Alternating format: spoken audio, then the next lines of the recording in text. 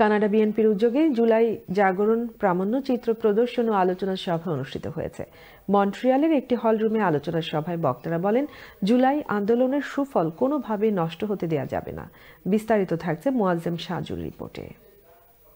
Canada বিএনপির উদ্যোগে আয়োজিত জুলাই আন্দোলনের বিভিন্ন ঘটনার প্রামাণ্যচিত্রে দেখা যায় অনেক মা তার ছেলের জন্য আর্তনাদ করতে। দেখা যায় অনেকেই পা কিংবা হাত হারিয়ে পঙ্গুত্ব জীবন বহন করতে। আবার অনেক অবুঝ শিশু অপেক্ষা করছে তার বাবার জন্য। এ সময় আন্দোলনের বিভিন্ন দিক তুলে ধরে বক্তব্য দেন কানাডা বিএনপির সভাপতি এজাজ আক্তার তৌফিক। তিনি বলেন, বিএনপির প্রধান শত্রু আওয়ামী লীগ, তাদের সাথে কোনো আপোষ নেই। আওয়ামী লীগ কিন্তু আমার বন্ধু হবে না, নির্বাচনের পরে কিন্তু আমার বন্ধু দরকার।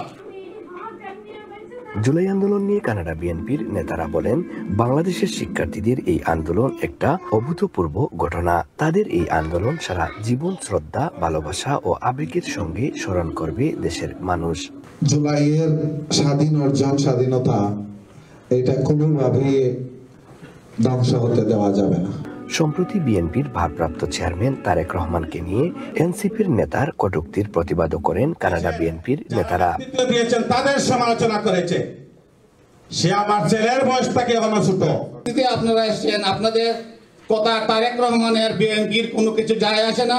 কানাডা বিএনপি পূর্ব শাখার সভাপতি এজাজ আক্তার তৌফিকের সভাপতিত্বে ও ভারপ্রাপ্ত সাধারণ সম্পাদক সিরাজুল ইসলাম মিজি ও সাংগঠনিক সম্পাদক এম জয়নাল আবেদিন জামিলের যৌথ সঞ্চালনায় পবিত্র কুরআন থেকে তেলাওয়াত করেন হাফিজ আবুল হাসনাত। প্রামাণ্যচিত্র প্রদর্শনী অনুষ্ঠানে উপস্থিত ছিলেন কানাডায় নিযুক্ত বাংলাদেশ হাই কমিশনের ফার্স্ট সেক্রেটারি সাজ্জাদ হোসেন।